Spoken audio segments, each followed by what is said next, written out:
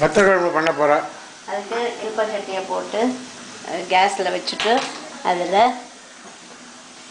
இந்த வத்த குழம்பு வந்து எது வேணால் போடலாம். நீங்கள் கேட்டிருந்தேன் வெங்காயம் யூஸே பண்ணலேன்னு, இது வெங்காயம் கூட போடலாம்.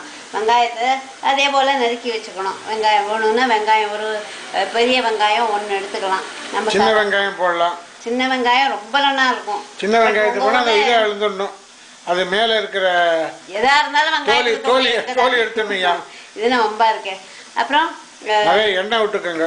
கொஞ்சம் எண்ணெய் வத்த குழம்புக்கு கொஞ்சம் கூட விடலாம், அப்போ தான் நல்லா இருக்கும். 4 நாள் வச்சுட்டு இருந்தால் கூட ஒன்றுமே ஆகாது. ஃப்ரிட்ஜ்லேயே வைக்க வேண்டாம் உங்கள் ஊர்லலாம். இப்போ இந்த மாதிரி ஒரு 4 ஸ்பூன் எண்ணெய் விட்டுருக்கேன். இந்த எண்ணெயை விட்டு இன்னும் கூட எண்ணெய் விட்டாலும் நல்லா புளிக்காய்ச்சல் மாதிரி இருக்கும். எண்ணெய் விட்டாச்சு. அதில் என்னது அது? கடுகு கொஞ்சோண்டு, அப்புறம் வெந்தயம் மட்டும் கொஞ்சம் கூட போடணும். 1/2 ஸ்பூன் போடலாம்.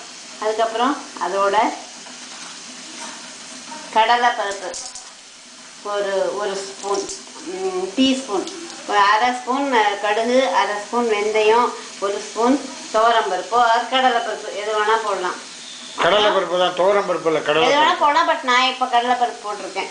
அப்புறம் ஒரு கொஞ்சோண்டு அதே 1/2 ஸ்பூன் ஜீரகம் போட்டுட்டு, அப்புறம் ஜீரகம் போட்டாச்சு.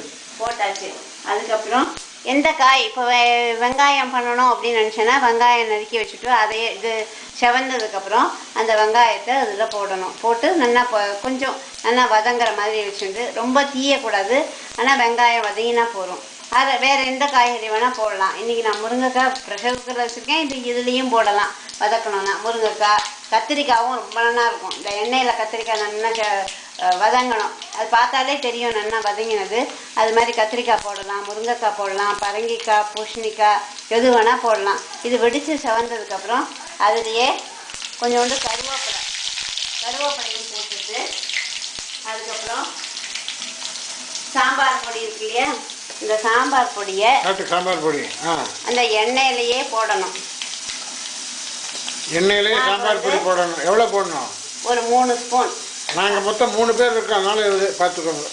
சாம்பார் பொடியும் அதுலேயே எண்ணெயில் போட்டு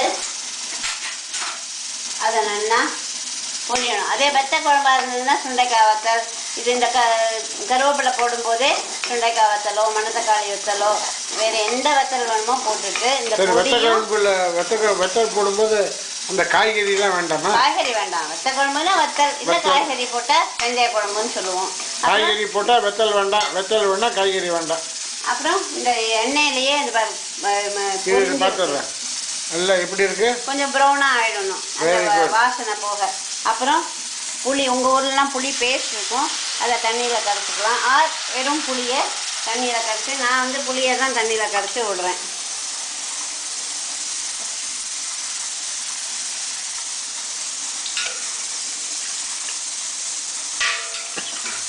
இது முன்னாடியே தயார் பண்ணி வச்சுனாலும் வச்சுக்கலாம். நான் பழக்கமானதுனால அப்போதைக்கு பண்ணிட்டு இருக்கேன்.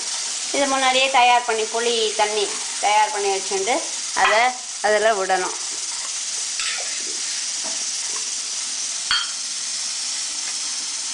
இதில் விடணும். இந்த இது பச்சை தான் பார்த்துட்டு விடணும். என்ன கேள்வி கரடியா விடுவா. அப்புறம் இது கிட்டத்தட்ட ஒரு 1/2 லிட்டர் தண்ணி இருக்க மாதிரி வச்சுக்கோங்க. ஒரு 2 இது 3 பேருக்கா? ஆமாம், 3 பேருக்குன்னுலாம் இல்லை, எனக்கு அதெல்லாம் தெரியாது. ஏதோ பண்ணும். எப்போ மிஞ்சினா அடுத்த நாள் கூட எத்தனை நாள் வேணால் யூஸ் பண்ணலாம். நிறைய எண்ணெய் விட்டுக்கோங்க. எண்ணெய் விட்டால் you can keep it for many number of days. ஒரு 2-2.5 டம்ளர் கிட்டத்தட்ட தண்ணி விடலாம். ஏன்னா அது கொதித்து கெட்டி ஆகணும், அப்போ தான் நல்லா இருக்கும். அதனால் இந்த புளி பேஸ்ட் யூஸ் பண்ணுறதா இருந்தால் ஒரு 1 ஸ்பூன் எடுத்துட்டு அதை ஒரு 2 டம்ளர் தண்ணி விட்டு அதை நல்லா கரைச்சி வச்சுட்டு, இந்த பொடி சாம்பார் பொடி போட்டு ஃப்ரை பண்ணியிருக்கோம் இல்லையா, அதுக்குள்ளே இந்த புளி தண்ணியை, அது கொஞ்சம் ஃப்ரை ஆனதுன்னு நல்லா வாசனை வரும், அதில் இந்த புளி தண்ணியை விடணும். கடைசியில் ரேப்பப் பண்ணி சொல்லிவிடும். அதுக்கப்புறம் அதில் பெருங்காயம் போடணும். உங்களுக்கு பெருங்காயம் வேணும். வெத்த குழம்புக்கு பெருங்காயம் போட தான் வேணும். நீங்கள் வெங்காயம் போடுறதா இருந்தால் பெருங்காயம் வேண்டாம். சின்ன வெங்காயம் ரொம்ப டேஸ்டியாக இருக்கும். பெரிய வெங்காயமும் நறுக்கி போடலாம். அப்போ வத்தல்லாம் தேவையில்லை. இது பெருங்காயம் போட்டு உப்பு வேணும் தேவைக்கேற்ப உப்பு தேவைக்கேற்ப உப்பு, அவ்வளோதான். உப்பு தேவைக்கேற்ப உப்பு போட்டுட்டு நல்லா கிளறி விட்டுட்டு கொதிக்கணும். நல்ல கலரில் நல்லா கொதிக்கணுமா? கொதிக்கணும், இன்னும் கெட்டியாக வரைக்கும். இப்போ வந்து இந்த தண்ணி கன்சிஸ்டன்சி இருக்கு இல்லையா, இது வந்து ஸ்பூனில் எடுக்கிற அளவுக்கு கெட்டியாகும். அப்போ தான் நல்ல டேஸ்ட் நல்லா இருக்கும். அப்புறம் கெட்டு போகாமல் இருக்கும். அப்புறம் அப்புறம் என்ன,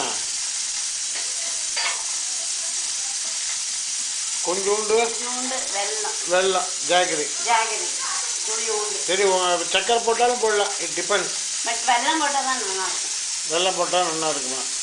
நீங்கள் பெங்களூர் நினைக்கிறேன், அதனால் என்ன வேணால் போட்டுக்கோங்க.